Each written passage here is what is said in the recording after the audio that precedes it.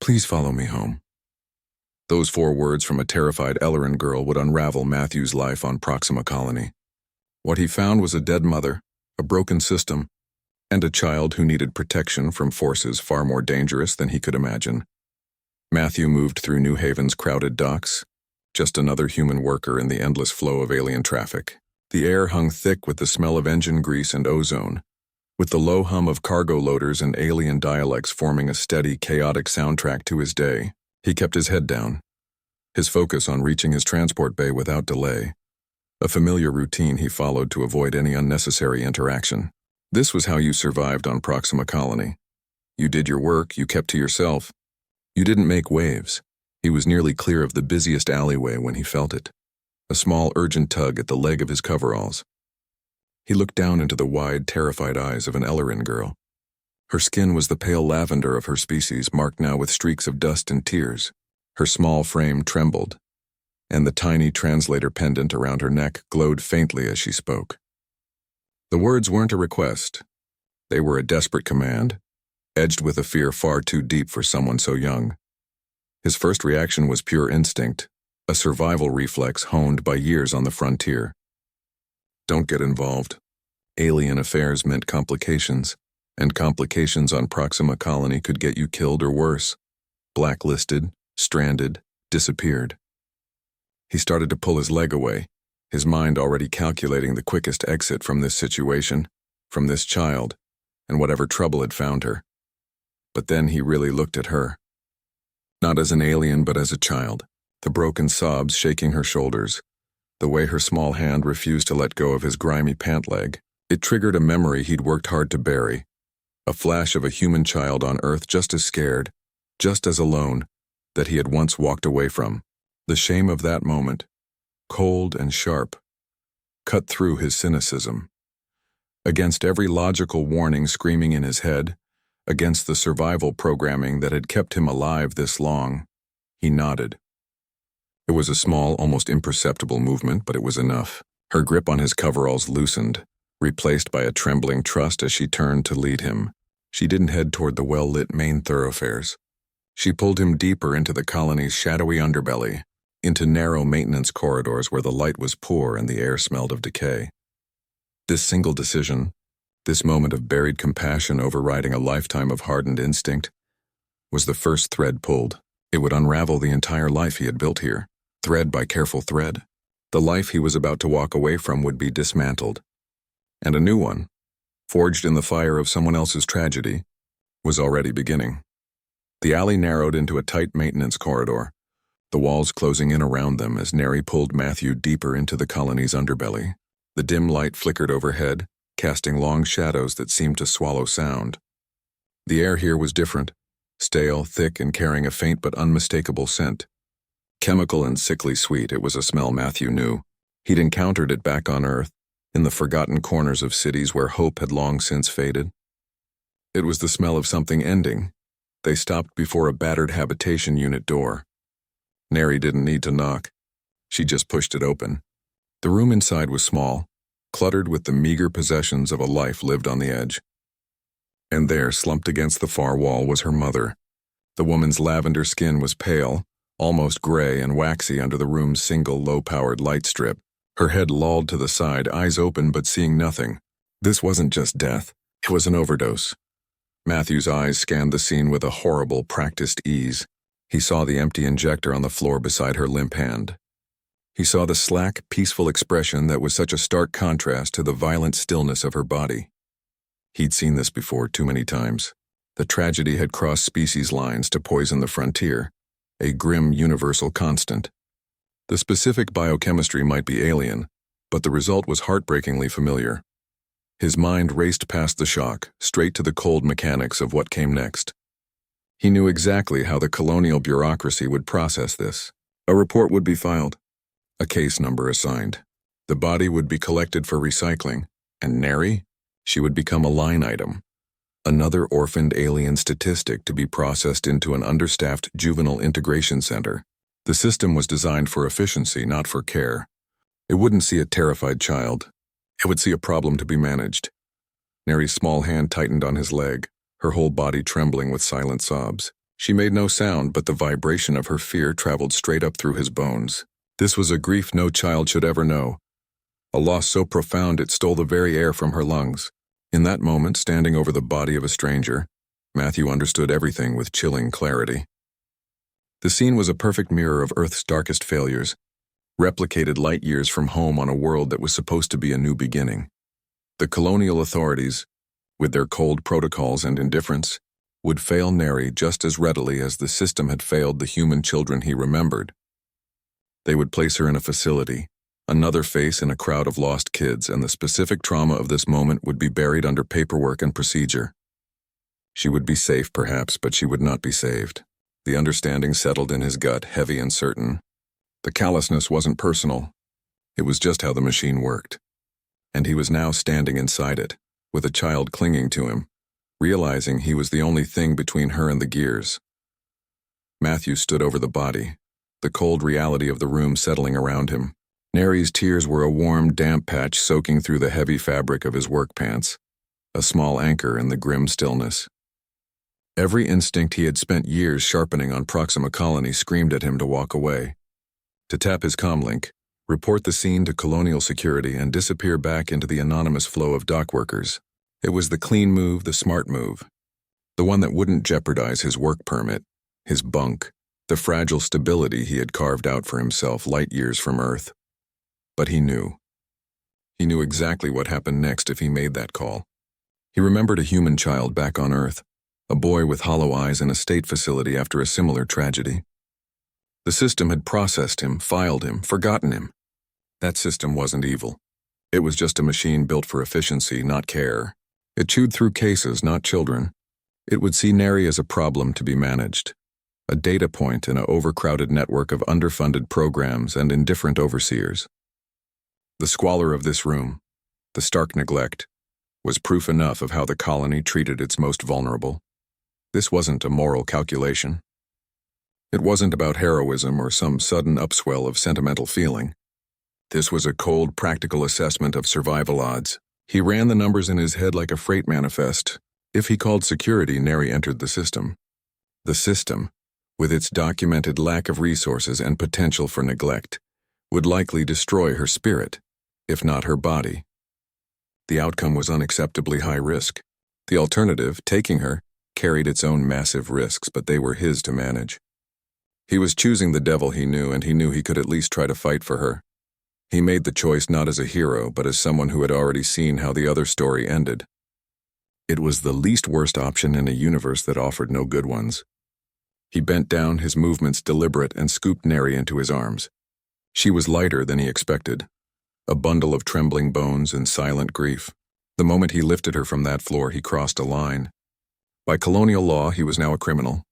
He had removed a material witness from a death scene and taken custody of a minor without authorization.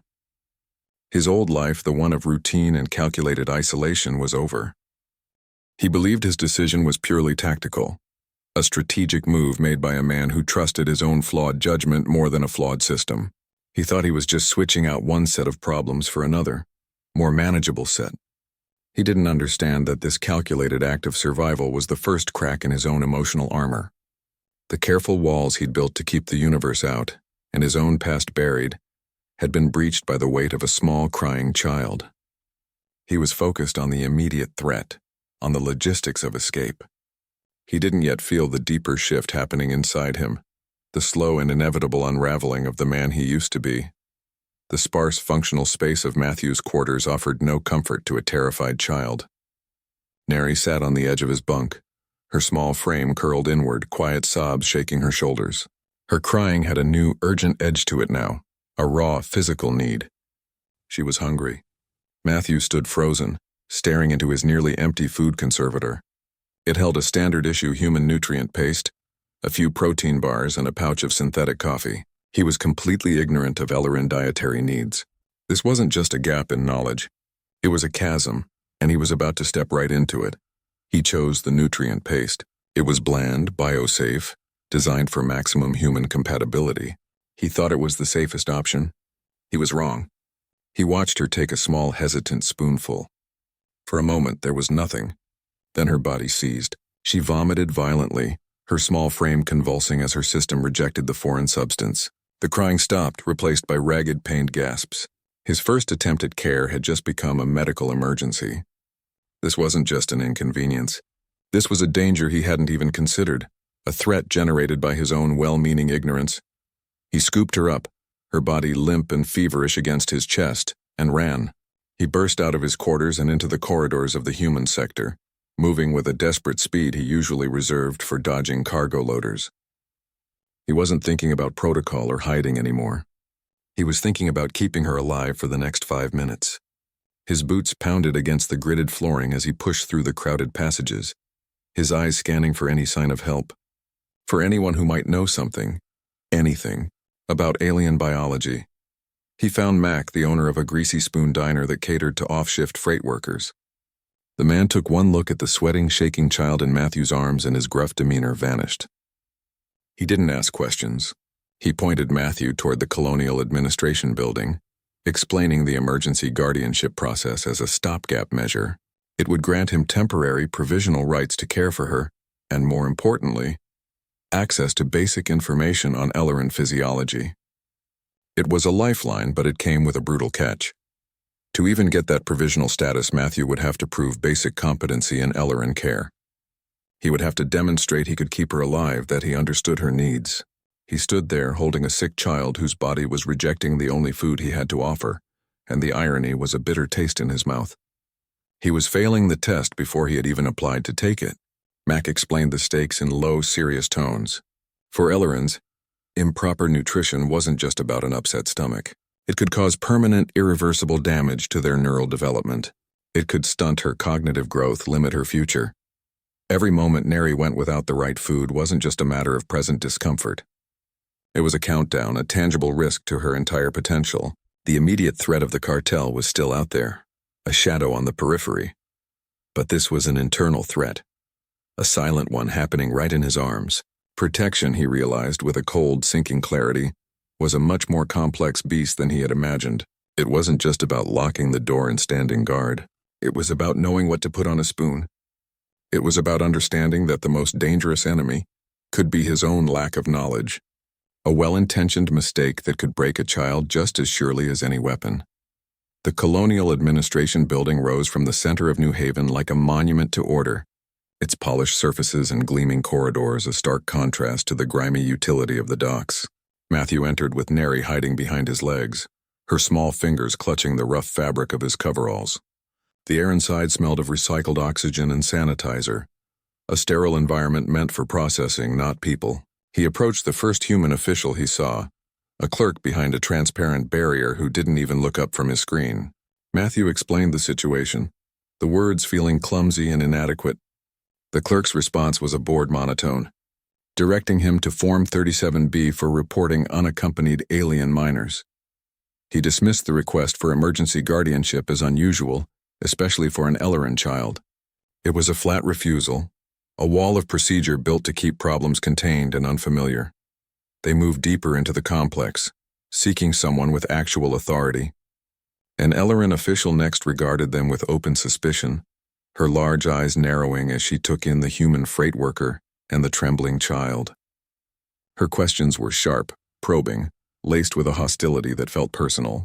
Matthew felt the impossibility of his position. He was an outsider in every way, trying to navigate a system designed to reject him. Every door seemed to be closing, every path leading to a dead end of paperwork and dismissal. Neri pressed herself tighter against his leg, a silent plea he was failing to answer. Then he was directed to an office at the end of a quieter corridor. The nameplate read Naravos, and the being behind the desk was an Alluran, his features calm and unreadable. He didn't look at Matthew with dismissal or suspicion. He looked at Neri. He observed the way she clung to Matthew, the absolute trust in her terrified posture. He saw past the human, past the paperwork, to the core of the situation. A man trying to protect a child against impossible odds. His voice when he spoke was measured and devoid of the bureaucratic coldness they had faced elsewhere. He offered a solution, a provisional guardianship. It was a temporary measure, a 72-hour window of legal protection, but it was a shield full of sharp edges. The conditions were immediate and daunting. Matthew had to immediately enlist a certified Ellerin cultural liaison. He had to demonstrate, under that liaison's observation, a basic competency in Ellerin care: nutrition, medical needs, cultural practices. Failure on any point would terminate the guardianship instantly. Then Naravos delivered the second, more dangerous piece of information. He revealed that Neri's mother, Ilarn, was flagged in the system for involvement with the drift trade. This wasn't just a tragic death. It was a potential crime scene, and Neri might be a target by association. The provisional paperwork was both a lifeline and a snare. It gave Matthew the legal standing to care for Neri, to seek help openly. But it also formally entered their names into the colonial system. It drew official attention to a situation that involved a criminal cartel. He was now visible, and so was she. The very authority that offered a fragile form of protection was also a beacon, highlighting their location for anyone within that system who might want Neri silenced. He had traded the danger of the shadows for the danger of the spotlight, and the clock was already ticking. The Ellerin district wasn't on any tourist maps. It was a place humans rarely entered and almost never understood. A quiet, self-contained enclave where the air smelled of spiced pollen and the light had a soft, purplish hue. Following Naravos's directions, Matthew carried a still quiet Neri through its winding, organic-looking streets, feeling more like an intruder with every step. This was her world, and he was a massive, clumsy outsider. Their destination was a low, vine-covered dwelling, and the woman who answered the door wore the same stern expression as her surroundings. This was Thela Vin, the certified cultural liaison. Her approval wasn't just helpful.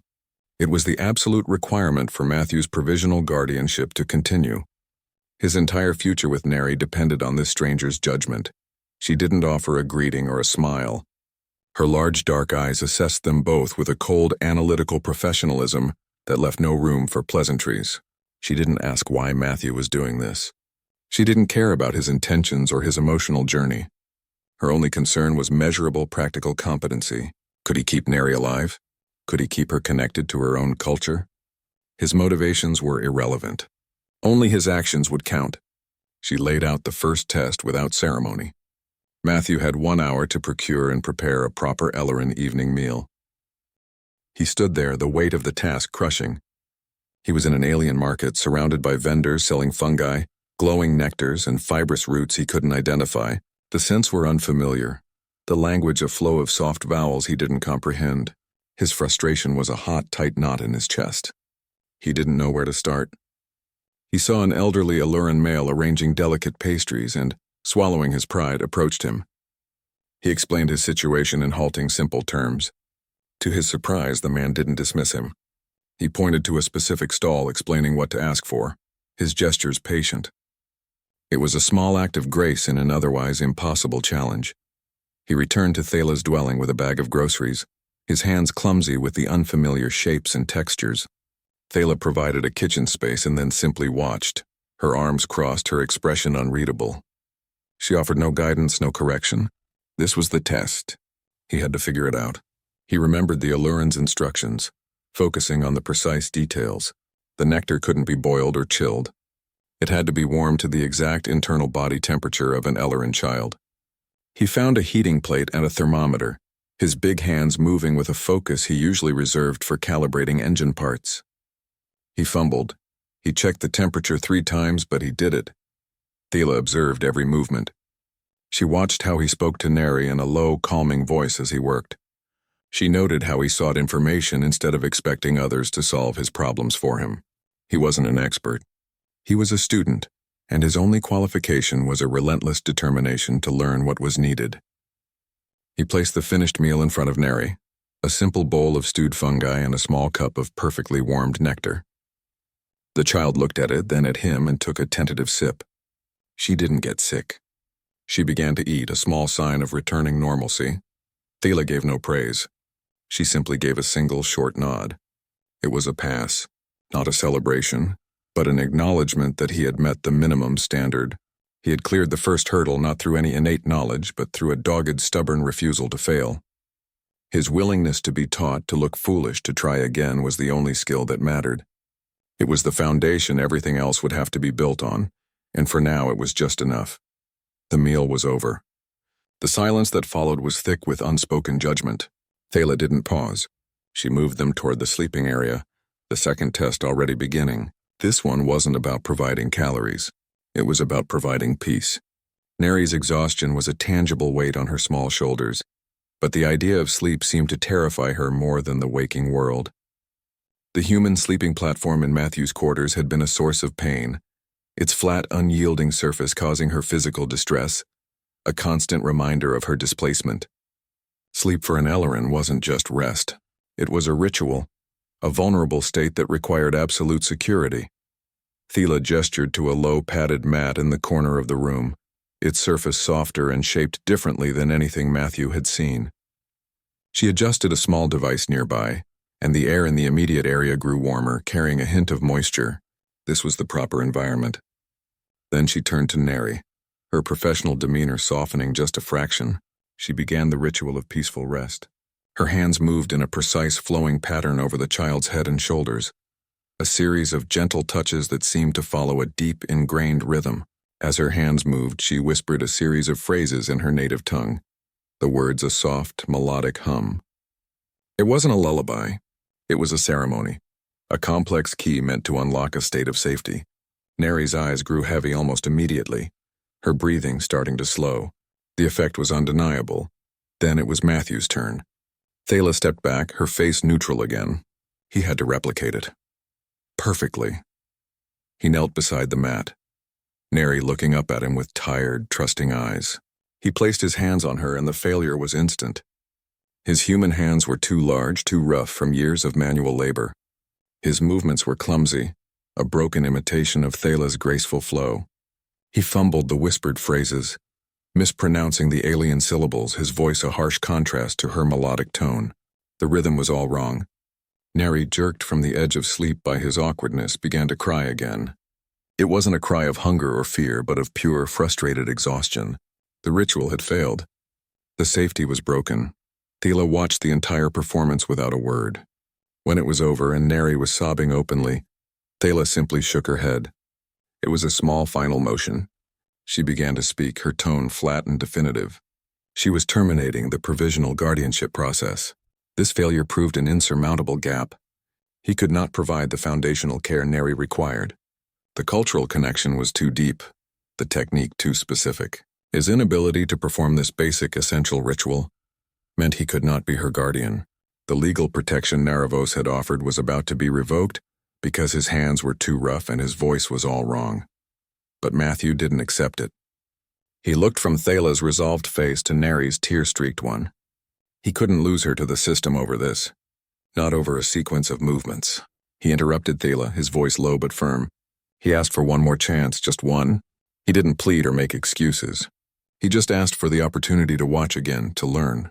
Thala studied him for a long moment, then, with a sigh that suggested she was wasting her time, she demonstrated the ritual once more. This time Matthew didn't just watch. He studied. He focused on the exact placement of her fingertips, the cadence of the whispers, the slight pause between phrases. He committed the pattern to memory not as a series of steps but as a single, fluid intention, to create safety. He knelt again. Neri was still crying, her body tense. He took a slow breath and began. His hands were still too big, his accent still terrible. The movements weren't perfect. They were stiffer, slower than Thala's, but they were different this time. They were deliberate. They were careful. He poured every bit of his focus into the touch, trying to communicate comfort through his palms, security through his clumsy fingers. His whispered words were still mispronounced, but they were softer now, meant for her alone. He wasn't performing a ritual. He was trying to connect. He was trying to tell her without words that she was safe with him. Neri's crying subsided. Her tense little body relaxed under his hands. Her eyes, puffy and red, slowly closed. She didn't fall into the deep, instant sleep Thala had induced. She drifted off slowly, unevenly, but she slept. Thala watched the entire thing, her arms crossed. She didn't smile. She didn't nod. But when he finished and Neri was asleep, Thala simply said, "It is sufficient." It was the lowest possible passing grade. His technique was flawed, his execution amateur. But the care behind it, the genuine effort to bridge the gap between them, was real. It was enough. He had passed the second test not with skill, but with a determination so raw it became its own kind of skill. The connection was no longer theoretical. It was physical. It was in his hands. The third test was meant to be simple. Observe Neri during a period of quiet reflection. But there is no quiet for a child who has seen what she has seen. It started subtly. Her breathing hitched. Her eyes lost focus, staring at a point on the wall that wasn't there. Then the scream tore from her, a raw, gut-level sound of pure terror. Her small body thrashed on the mat, limbs flailing as if fighting off invisible attackers. This was a shadow vision, an Ellerin stress response, a waking nightmare where the mind violently replays its most traumatic moments. She was there again, in that room, watching her mother die, hearing the phantom threats of the cartel that had hunted them. Thala moved immediately, her hands coming up in the traditional Ellerin method to calm such episodes, a series of precise pressure points and controlled vocal tones. But Matthew was closer. He didn't think, he acted. He dropped to his knees and gathered the screaming, thrashing child into his arms. He held her firmly, but not to restrain her. He held her to anchor her. Her small fists beat against his chest, her cries echoing in the small room. He didn't try the Ellerin phrases he'd barely learned. Instead, he did the only thing that felt natural. He began to hum. It was an old human lullaby, a simple, weary melody his own mother had sung to him a lifetime ago on Earth, in a place almost as dark as the one Neri was trapped in now. His voice was rough, untrained, a low vibration in his chest against her ear. He held her tight, making his own breathing slow and deep, a steady rhythm against her chaos. He didn't know if it would work. He just knew he had to try something, anything, to pull her back. Against every expectation, it worked. Her violent thrashing slowed to trembling. The agonized screams softened into ragged, hitching sobs. Her breathing, fast and shallow with panic, began to slow, to fall into rhythm with his own measured breaths. She didn't go limp, but she curled into him, her face pressing against the rough fabric of his shirt, her small hands clutching at him instead of hitting him. The storm was passing. Thala had stopped her own movements. She watched, her professional detachment replaced by open astonishment. She observed the way Neri's biosigns were syncing with Matthew's, the way her terror was being soothed not by technique, but by presence. She saw something she had only read about in theoretical texts. A connection was forming between them, a psycho-emotional thread stretching across the vast biological divide between human and Ellerin. It was a soul kinship. When Neri was finally calm, asleep from sheer exhaustion, Thala explained it to him, her voice hushed with a new kind of respect. Ellerins form these bonds only rarely. It happens when a being in profound, desperate need receives a response that is equally profound. It isn't about species or culture or learned skill. It is about a fundamental meeting at the level of the spirit. His instinct to hold her, to offer the one piece of his own broken childhood that represented safety, had been that profound response. The bond was already there, stronger and deeper than any provisional paperwork. It was a living thing between them. Matthew had passed the third test in a way no one could have planned for. He wasn't just a man learning to care for an alien child anymore. He was becoming part of her emotional architecture, a foundational support built not from knowledge, but from a shared need for shelter in a cold universe. The connection was mutual, whether he realized it or not. He was anchoring her, and in doing so, he was finding an anchor for himself. The mood in Thala's dwelling shifted in an instant. The quiet relief that had followed Neri's peaceful rest vanished. Thala moved to the window, her body tense. She didn't point, but her gaze fixed on a spot across the street. She spoke in a low, urgent tone, her eyes never leaving the view outside. They were being watched. Drift cartel operatives had been observing them throughout the district, their presence a constant silent threat shadowing every step of the testing process. Every market visit, every trip through the corridors, every moment of their fragile security had occurred under surveillance. The guardianship tests were not happening in a vacuum. They were a performance for a hostile audience. The observers weren't there for a show. They wanted Neri silenced, permanently. Thala explained the horrifying truth Matthew hadn't known. Ellerin wasn't just another user caught in the cartel's web. She was a person who had stolen something from them, something critical. She had taken evidence or information so damaging its exposure could cripple their entire operation. They believed Neri possessed it. Either she had the item itself, or she knew where her mother had hidden it. A child's secret had become a bargaining chip in a war she couldn't possibly understand. Matthew's role had now been catastrophically redefined. By taking Neri, by fighting for guardianship, by placing himself between her and the system, he had become more than a protector. He was an obstacle. His name was now on a list. The provisional guardianship offered by Naravos was a legal document. It held weight in colonial administration offices. It meant nothing to cartel enforcers. It was a piece of data, easily ignored by beings who operated outside the law with violence and impunity. The document gave him the right to care for her.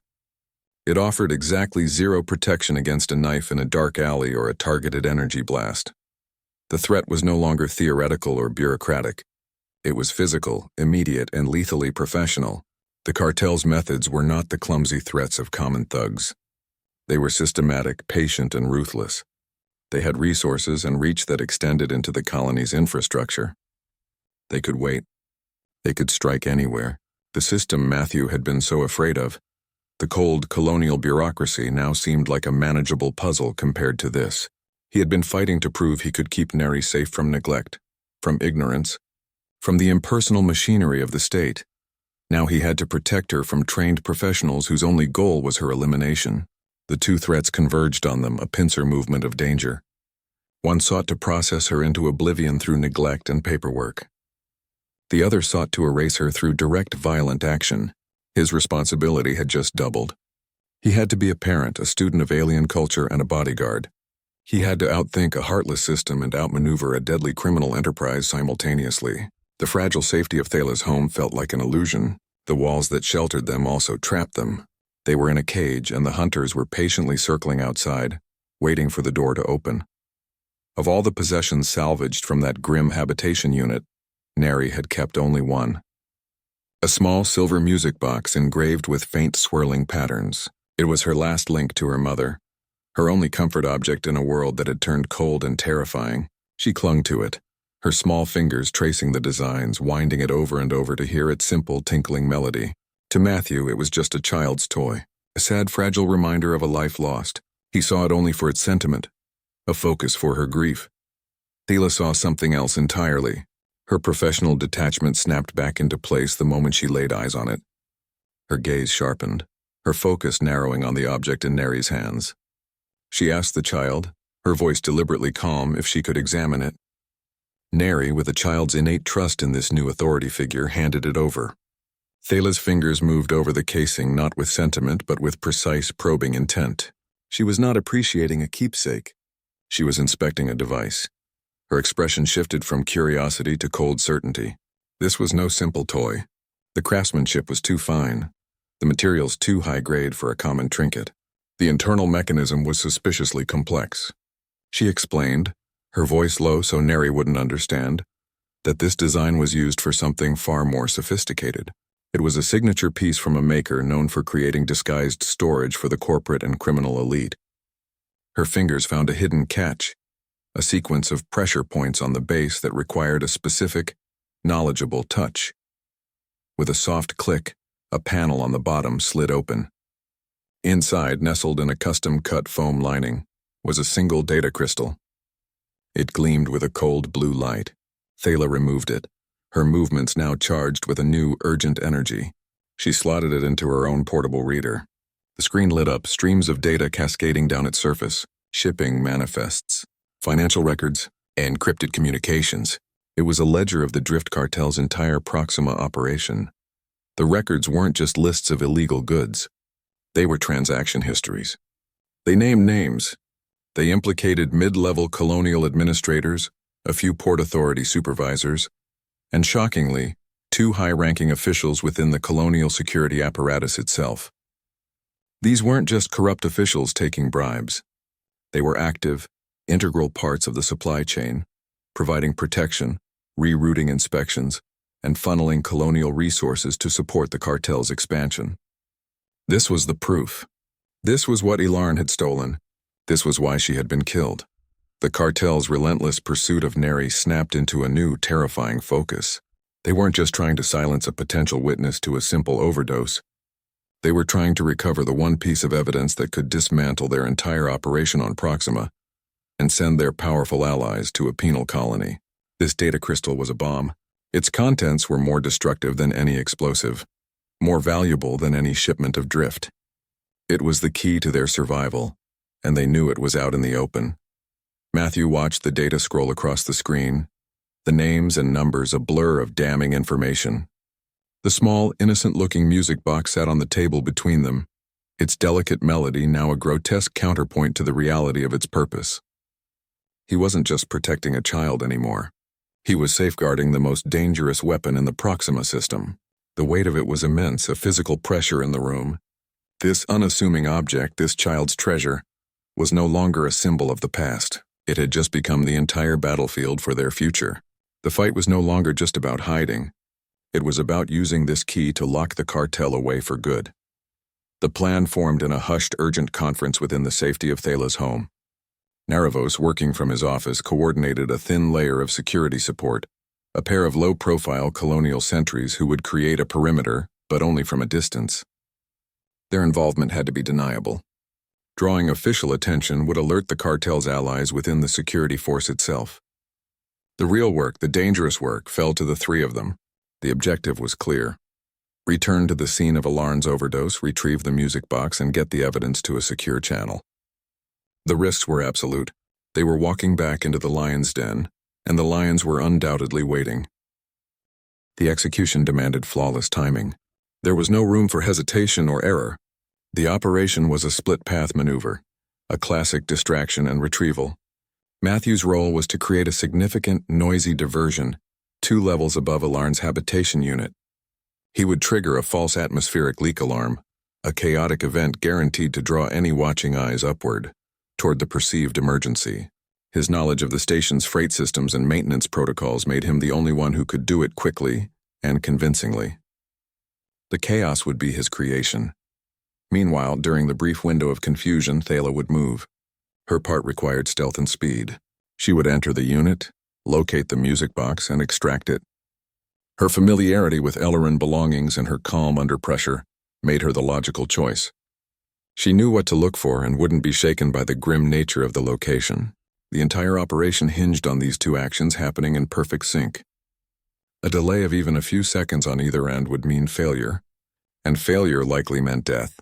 The most difficult part, the personal sacrifice, involved Neri. For her own safety, she could not accompany either of them. For the first time since he had scooped her up from that cold floor, Matthew would be physically separated from her. She would stay hidden with Marin, who had agreed to shelter the child in the back room of his diner. It was the safest place for her, a neutral location in the human sector, but handing her over felt like tearing a piece of himself away. Her wide, fearful eyes as he left her were a wound. Her safety was the entire point of this, but ensuring it meant leaving her behind. They all understood the unspoken probability. The cartel was not stupid. They knew the value of what Alarn had stolen. They would have either booby-trapped the habitation unit or placed it under constant, silent watch. The plan was a gamble that they relied on surveillance over traps. If they were wrong, Thala would be walking into an ambush or a lethal surprise. Matthew's distraction would be worthless against a pre-placed explosive, or a hidden enforcer waiting inside the room itself. They were betting their lives on a theory. This coordinated effort, this division of crucial roles, marked a fundamental shift. They were no longer just a freight worker, a cultural liaison, and a bureaucrat acting in loose alignment. They were a team. Each person's unique skills became a gear in a single functional machine. Naravos provided the official shield, however thin. Matthew provided the technical knowledge and the brute force chaos. Thala provided the cultural insight and the surgical precision. They were pooling their strengths to protect a shared purpose. The individual actors were gone, replaced by a single, cohesive unit with one goal: get the box, save the girl. The trust required was absolute, and it was built not on friendship, but on a shared recognition that no one could do this alone. Matthew moved along a secondary concourse level, a route he'd chosen for its lack of foot traffic and direct line to the environmental control panel he needed to access. His mind was on the sequence, the alarm trigger, the diversion, the 30-second window it would create for Thala. He was calculating pressure variances and maintenance overrides, a technical puzzle that kept the larger fear at bay. Then he saw them. 2 figures standing unnaturally still in the deep shadows of a recessed service hatch. They weren't loitering. They were waiting. He froze, his freight worker's instinct for reading a space screaming a warning. These weren't the usual cartel thugs, the kind who relied on bluster and cheap intimidation. Their silhouettes were massive, broader, and taller than any human, their forms suggesting a dense, powerful musculature. Krell. They moved with a chilling, mechanical precision, their heads turning and slow, scanning arcs that missed nothing. Their movements were economical, devoid of wasted motion, the mark of professional hunters, not street-level enforcers. They weren't searching. They were tracking. The realization hit him like a physical blow. They had been tagged. At some point during their movements through the colony, in the market, outside the administration building, maybe even near Thala's home, a tracker had been placed on one of them. A microdot on his coveralls, a subcutaneous implant on Neri during one of her medical checks. The method didn't matter. The result was the same. The cartel hadn't just been watching from a distance. They had been mapping their every step, and now they had closed the net. This was a targeted extraction, and he was the primary objective. Their positioning was deliberate, tactical. They weren't blocking the main corridor. They were positioned to cut off his specific, pre-planned route to the environmental controls. They knew where he was going. They knew his plan. His path to the distraction point was sealed. The only direction left was down. A narrow, grated stairwell led into the colony's maintenance underbelly, a tangled maze of tunnels not meant for regular travel. It was his only option. He took it, moving fast and quiet, dropping into the dimness below. The message was brutally clear. The cartel wasn't playing games anymore. They had escalated from surveillance to direct physical intervention. Hiring Krell enforcers was a statement in itself. They were notoriously expensive, the top tier of freelance muscle in the system. You didn't hire Krell for a simple snatch and grab. You hired them for high-value, high-risk terminations where failure was not an option. Their presence on the payroll was a direct measure of the evidence's worth. The cartel wasn't just worried about the music box. They were terrified of it. They had invested a small fortune in making sure that evidence and anyone connected to it was permanently erased. The chase was no longer about evasion. It was a fight for survival against opponents who had every advantage and a blank check to use it. The maintenance tunnel swallowed him whole, a tight metal throat lined with flickering emergency strips that cast more shadow than light. The passageways were narrow, not built for a man his size, forcing him to move in a low, awkward crouch that burned his thighs. The air tasted of ozone and stagnant coolant. Behind him, the sound was all wrong. There was no heavy footfall, no labored breathing. The Krell moved with a predator's silence, their forms a whisper of motion against the grated floor. They were faster here, their bodies seemingly engineered for this kind of confined space combat. Their progress an effortless, terrifying glide. He was a clumsy intruder in their natural habitat. His mind, sharpened by years of navigating these systems, became his only weapon. He couldn't outrun them. He had to outthink them.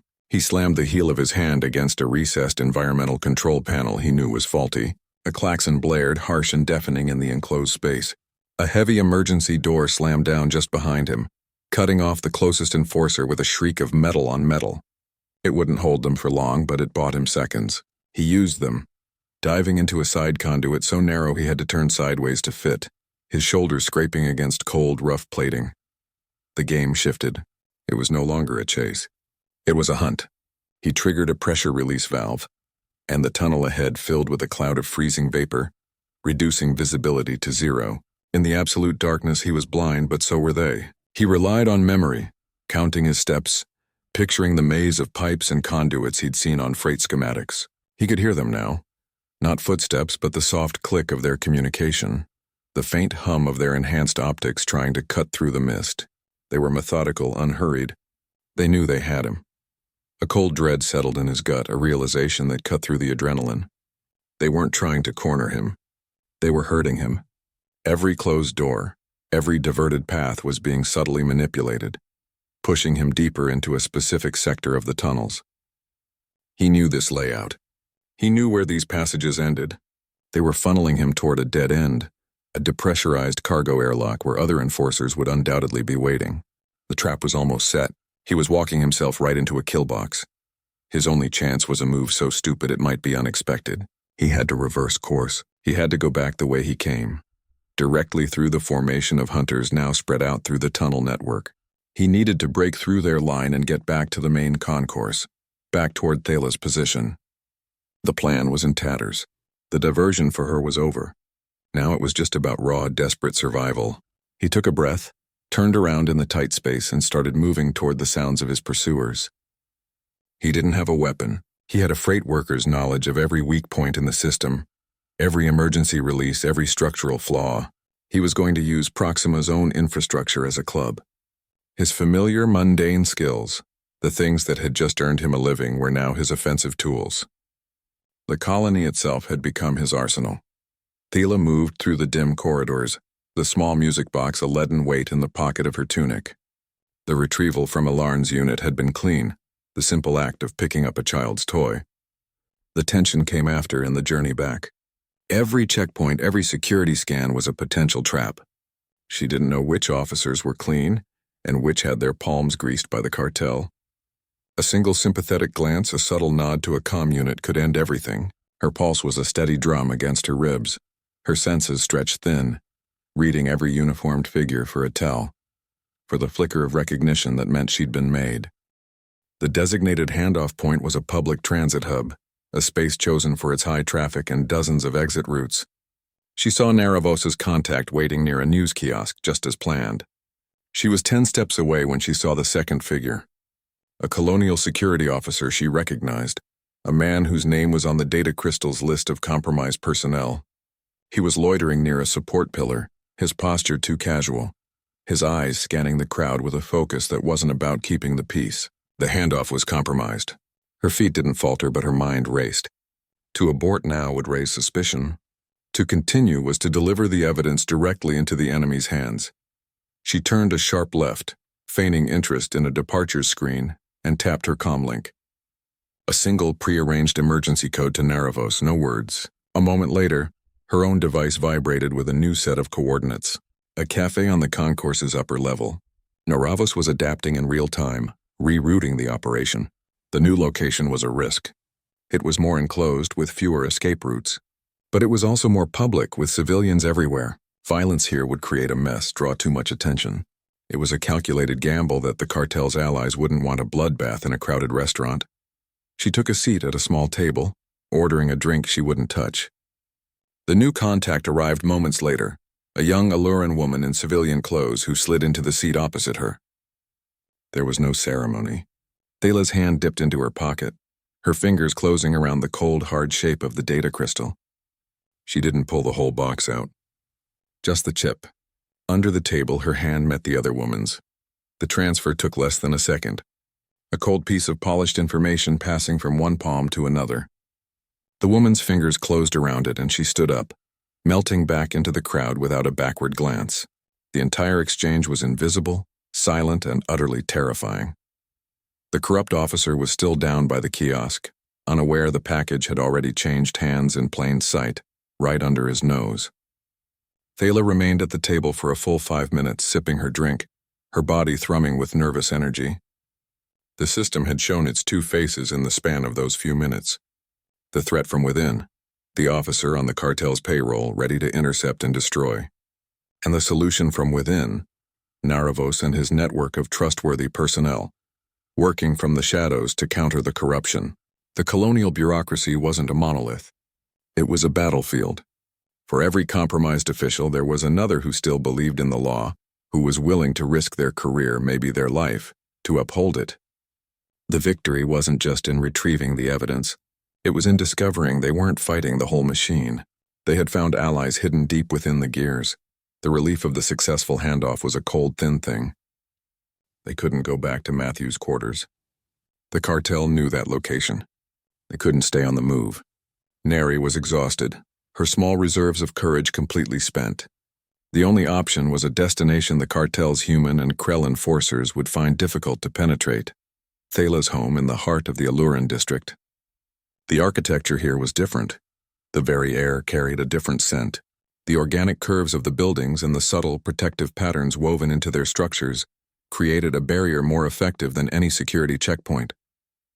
This was a place that enforced its own rules, and those rules kept outsiders at a distance. Inside, the immediate practical need was Neri's well-being. The stress and terror of the day had taken a visible toll. Her skin had lost its healthy lavender hue, fading to a pale ashen tone. She was shivering, a reaction that was as much emotional as physical. The human environment of Matthew's bunk, with its harsh lights and flat surfaces, had been a constant source of low-grade distress for her. Here that tension began to dissolve. Thala moved through her own space with a quiet purpose, adjusting the environmental controls. The light softened to a gentle purplish glow. The humidity rose to a level that felt comfortable to her, and the background hum of the colony was muted by the district's unique acoustic dampening. Thala brought out 2 items that were more than just furniture: a bioluminescent lamp that cast a soft, shifting blue light across the room, its patterns mimicking the natural light of the Ellerin homeworld, and a proper sleep platform, its surface contoured to properly support her unique spinal structure. These weren't just functional objects. They were profound symbols of cultural acceptance, of a deliberate effort to make a space truly hers. They were acts of care that said, "You belong here. This is your home too." Matthew watched as Neri approached the sleeping area. For the first time since he had met her, he saw her body language shift from one of constant, wary tension to something approaching peace. She didn't just lie down on the platform. She curled into it, her form fitting the contours perfectly. A small, quiet sigh escaped her, a sound of profound relief. Her eyes, usually wide with fear, grew heavy. She was home. In this strange place, with these 2 unlikely protectors, she finally felt safe enough to let her guard down completely. It was the most vulnerable and the most whole he had ever seen her. The 3 of them existed then in a fragile, temporary bubble. The threat of the cartel was still out there, a reality that hadn't vanished. The guardianship hearing loomed, a bureaucratic battle that would decide their future. But for a few hours in the soft blue light of Thala's home, they were just 3 beings sharing a space. They were a human freight worker with rough hands, an Ellerin educator with a stern exterior, and a traumatized child who was finally sleeping peacefully. The arrangement was temporary, born of necessity and shared danger. But in its functionality, in the quiet way they moved around each other, a new possibility emerged. This wasn't just a safe house. It was a blueprint. It was the first imperfect model of what their life together could become. A functional, cross-species household built not on biology, but on choice, on sacrifice, and on the hard-won peace of a child finally able to sleep. The colonial family tribunal chamber felt less like a room and more like a machine designed to process lives into paperwork. 3 days after the music box handoff, they stood before the panel, the polished floor cool under their feet. Neri held Matthew's hand on one side and Thala's on the other, a small, quiet figure dwarfed by the formality surrounding them. The air was sterile, carrying the faint hum of recording devices and the weight of absolute finality. Every piece of Matthew's future, every hope for Neri's safety, hinged on the decision of the 3 officials seated at the raised bench. This was the system's innermost sanctum, and they were asking it to bend its own rules. The opposition began immediately. A human official with cold eyes launched a series of sharp procedural challenges. He questioned the validity of the provisional guardianship, citing obscure regulations about interspecies placements. He implied Matthew's actions in removing Neri from the death scene constituted criminal interference, not protection. Another, an Ellerin member of the panel, voiced deep skepticism that a human could ever understand the nuanced biological and cultural needs of an Ellerin child. The objections were a coordinated assault, a clear attempt to bury their case under a landslide of bureaucratic technicalities. It was the cartel's influence, working through its allies within the system itself, trying to win a battle in a courtroom that they were losing in the streets. Then Thala stepped forward. Her voice, usually so reserved and private, was clear and resonant in the formal space. She identified herself not just as a cultural liaison, but as an accredited Ellerin educator. She provided her formal endorsement of Matthew's guardianship, a documented statement of support that carried significant legal weight. She spoke of his rapid learning, his respect for their ways, his unwavering focus on Neri's well-being above all else. She detailed his successful completion of the competency tests under her supervision, framing his clumsy but determined efforts not as failures, but as proof of his commitment. This was not a common occurrence. An endorsement from someone of her standing was a rare honor, a powerful counterweight to the procedural nitpicking. Narevos followed, his demeanor calm and precise. He presented a streamlined version of the evidence, focusing not on the damning cartel names but on the clear and present threat they posed to Neri's life. He submitted security reports and his own testimony, painting a picture of a child who would be in immediate danger within the standard colonial care system. He connected Matthew's actions directly to her survival, framing his rule-breaking as the only logical response to a lethal threat the system itself had failed to neutralize. He presented Matthew not as a rogue element, but as the only effective shield available. The central question hung in the air, asked by the tribunal's presiding official. Could a human provide proper care for an Ellerin child? The room fell silent. The answer wasn't in a rulebook. It was in the quiet way Neri leaned against Matthew's leg, in Thala's unwavering professional support, in the documented evidence of threats he had already faced down on her behalf. The panel deliberated for a tense half-hour. When they returned, their decision was clear. The guardianship was approved. The ruling was based on demonstrated practical care and proven commitment to the child's cultural well-being. It was a victory won not by biology or precedent, but by the simple, undeniable evidence of protection. The system, for all its cold machinery, had proven capable of recognizing a family when it saw one. The official seal on the documents made it real. Matthew was her guardian. They were a family. The law had finally caught up with the truth. The legal guardianship was a piece of paper. The reality that followed was a daily negotiation. Matthew's life became a careful balancing act between the freight yards and fatherhood. His work on the Proxima docks didn't stop. Their survival still depended on his credits, but now his small freighter's cockpit often had a second seat occupied. Neri would sit beside him, a small datapad in her lap, her lessons from Thala overlaying the hum of engine diagnostics. The cargo bays, once just a place of labor, became a classroom. He taught her the names of human tools. She described the purpose of strange fungal growths on crates from Ellerin colonies. His co-workers, initially skeptical of the lavender-skinned child drawing on cargo manifests, slowly grew accustomed to her presence.